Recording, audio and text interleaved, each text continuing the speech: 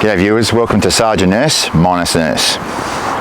She's not into I guess the specifications and the data and all that of car stuff. She just likes to rock up and look good, which is, I think I make that mission possible sometimes, which we'll go. I've done it, all the outside stuff, and that's another episode. Go into the hybrid van mods where it's all done for her. She just needs to rock up. Ain't that right, Nursey? Anyway, today I've had a few requests with the new model line of the BT50. It came out beginning of the year, end of last year. It's the SP. I think it stands for Sports Pack. So here are my unbiased reviews and what I think of it. I am not funded anyway by Paradise Mazda or Mazda Australia. Let's just get that up front right now. I paid full price for Mazda. I get looked after on some things with regards to getting some servicing done and things like that at the rush, where Paradise Mazda look after me there. You know, I think I've explained that in depth before. Anything I put on, from now on, we're going to do this star rating. And should you buy it? Would you use it for this? Would you not use it for this? Would you put this modifications on it? These are just my experiences and my opinions, okay? Anything I put on, there are some products out there I haven't even filmed because they're crap, all right, to be honest. The interesting one that will come up soon will be the ISI bike carrier for the hybrid van. Wasn't all made out to be. And that, you know, I paid full price for that again. No favours there. So once we got that out of the way, Mazda BT50 TF SP. What's changed? Oh, a bit. And I think it's for the better. I think we all agree this is a positive change. And I'll go through where I would like to see this used, or where I think would be used afterwards. So let's start with the front. On the front we have blacked out chrome. It's the first time that they've blacked out the chrome, Mazda. I think it's a great move. It's a positive move when I would say on the group forums I've looked at, 60% of the owners there, or potential owners, have blacked out the chrome themselves and pay extra. So I think this is a great replacement, well, a great upgrade, sorry. And down the line, if I need, you know, if I need a damaged grille, it's in black, isn't it? Not matte black, but gloss black. These flares, they've been blacked out and they're actually slimlined. So they match the curve around. They're not as thick and knobbly with the, which I'll put up in them now, the ones I've got. I like my ones, by the way. A lot of people don't like them. The only thing I don't like is it doesn't match on the bull bar. But I think these look really smart, okay? They'll add a bit of protection here, but I mean, I reckon it suits the vehicle. I think it's a smart design. A bit taken off from the Isuzu. Isuzu probably aren't happy, but who gives a crap? Another addition is we're going around the car, is the roof rails. Another takeoff probably from Isuzu, but who gives a crap? These roof rails are good. If you want to attach roof racks, it's got the attachments there. It means you don't have to get a whole backbone. You can just get the platform. It's nice and low. Which I think is a good low profile, and then the platform going on top, which I believe there are attachments for from Roof Rack World. We'll put a platform on there. It'll look quite smart. On the exterior we have the I'll just hide my cheat notes here. We've got the blacked out chrome again, the door handles, and we've got the sailplane, a new sailplane, not the ones that are already in existence on the previous models. This one's a lot lower profile. Okay, we're going to the rear of the vehicle now. Got me? Yeah. We're going to the rear of the vehicle. You get a tonneau cover, roller tonneau cover. It's actually manual, it's not automatic. This is locked. Oh no, it's not locked. All right, so it's a manual one, which I think is a better option. I don't know. These electronic ones, they could go, I've had a few problems, but you know, I think this is more durable, I reckon. And then you've got the pull cord here. And she's locked. You got the grooves here. See these grooves here? Good to put roof rails on. Put bike mounts on top, or you can put one of those. People are going those aluminium molly type panels with roof rack with a rooftop tent on top. Yeah, they look good. And you put them on. I'll put a picture up there of an example. They look quite good. Oh, sorry, it doesn't have a built-in brake light. The brake light's existing,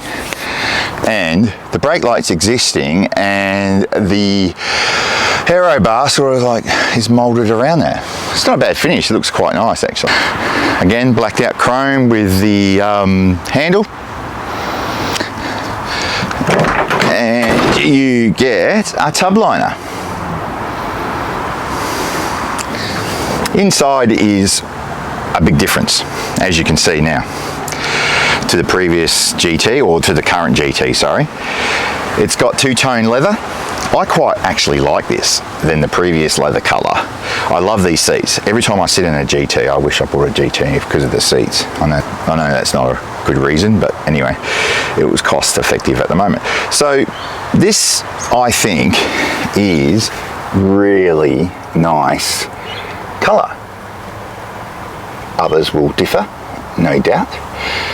Basically, nothing has changed except for the leather inside here. Also, another update, which is coming, I believe is coming out in a software update. A lot of people are like schizoing out about that and thinking, oh, I've got to pay extra. No. Is the lane control assist turn off, which everyone's been whinging about. I don't have a problem with it. I've travelled 35,000 kilometres and halfway around the country with mine, and I never had a problem with it, and that's towing.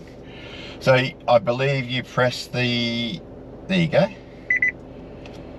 You press the steering wheel button, hold it down for about 5 seconds, and it is off. And that's it, it's off. No going into menus. And to turn it off, it's the reverse. I'll confirm with you whether it's a software update next time you service, if they've released it all out to the software updates, or you have to ask for it. I think you do have to ask for it. I don't think it's going to cost you anything, but I'll confirm that here. Now, summary. Do I think this is worth the buy? Well, at $62,990, which I think are Paradise Motors or Paradise Mazda's price for a manual, and I think it's $65,990 for auto. I'll put them specs up there. I think it is a good price. If you're not a hardcore 4x4, if you don't want to go camping or go to Cape York in it, I would leave it as it is. And the only thing I would get, from my honest opinion, would be a suspension lift, the tint, get the tint, obviously the tow bar, and all-terrain tyres. And I see this as a perfect niche, which Mazda have done, for the people who don't want to spend, like me, their whole life savings on modifications on the car. I wouldn't even put a bull bar in front. I'd put maybe the recovery points from ARB, which might come in useful now. A nudge bar maybe. Some spotties on the nudge bar, or a light bar. Reef rails, obviously, I would put on there for the platform, because you got 100 kilo load capacity there, not including the platform. Towing. My recommendation after having mine done, I had a 2-inch lift with 350 kilo maximum constant weight leafs. We have now purchased a hybrid caravan, which at max would weigh nearly 2.5 ton. I got to tell you, it tows like a dream so far. And I'm glad I got the suspension lift, and that's due to that, the suspension modification. So if you're looking at towing, yeah, get the 350 constant weight leafs, get a 2-inch lift, that will help it. That will stop that sagging in the rear end. I think this is a good, perfect, like I said, this is a perfect vehicle for those who want to go to the beach with the family for the day. Put a dual battery system in it, put a awning on it like we do. We spend 8 hours at the beach just relaxing, listening to tunes, having a few drinks, having a picnic lunch type of thing, going for a swim. Put your bloody stand-up paddleboard on the roof. That's what it's for, okay? That's what this, I think, vehicle's for. A bit of touring. It's not for the heavy duty, go out, you know, Cape York. I wouldn't do that in this. I'd go buy an XTR or a GT and modify it up. That's just my opinion, because then you got to take the bumper bar off. You got to take, you know, you're just going to lose that I guess the cosmetics of it all. And I think this looks really, really nice. That's my opinion. How's it drive? It doesn't drive any different to a GT. It's the same. There's no being specs done up. The ECU hasn't been done. Nothing's been done. So it drives basically the same. So there you go. That's the preview from Sarge, or the review from Sarge, for the BT50 TF 2022 SP. Bloody flies. I'll take it for a drive now, but it's just going to be the same. There's no different. But I do like the interior seats. I actually like this. I think this will sell good. And for I think it's still, we've all got this, there's people out there price gouging max, not only on new cars, but on used cars. I'm trying to buy a car for my son, just a 18-year-old Nissan Navara. But, you know, they're still at 15, they want 15, 18 grand with 300,000 Ks. My God. Anyway, I'm not going to rant on about that. So let's go for a quick drive and chat some more, and that's it. Sarge here, driving the BT50 SP. I'm just in a park, which probably I'm not supposed to be, but we'll see.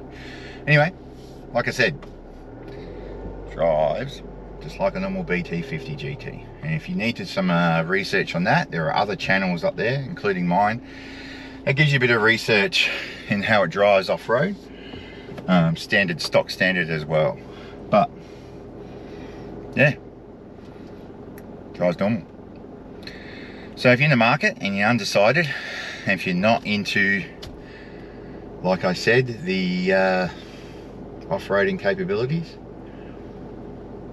this is a great tourer. It's a great ute. I wouldn't say it's a tradies ute, but I'd say it's more of a tourer. The family want to go out to the beach on the weekends and explore national parks. Be good for that.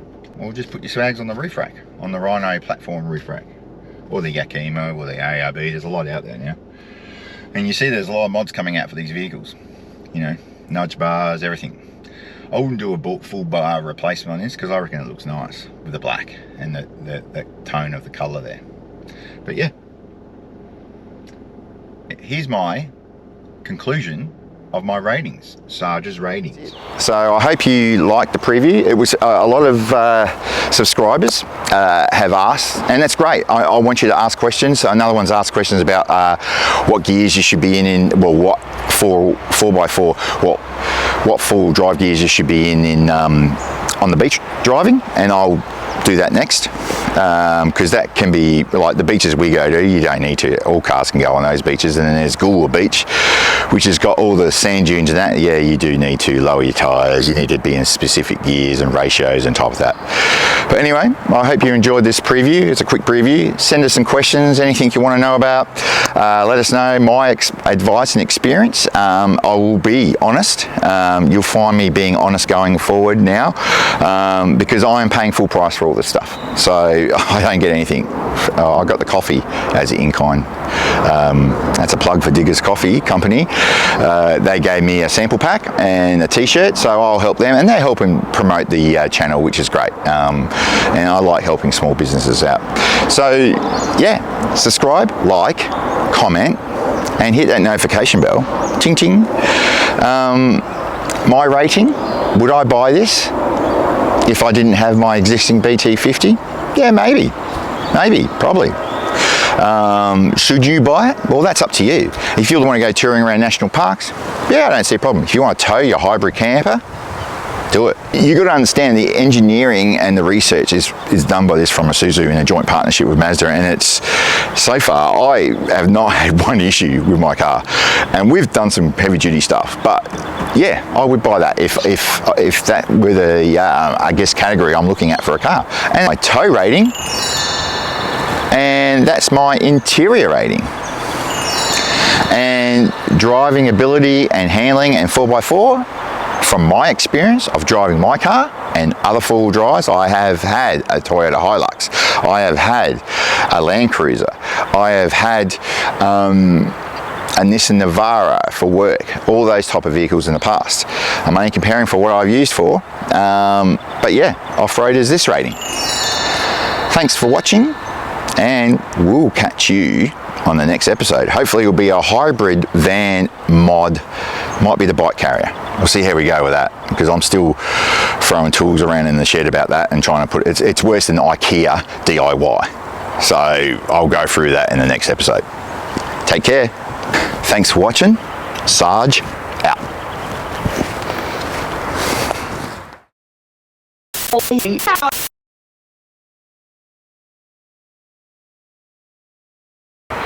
I think, what are they called again?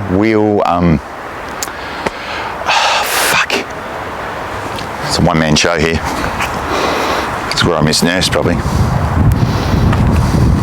What would you use this ute for? And I think this is crooked. Fucking flies. I need a leveler. That's where I need Nurse to help me with the camera.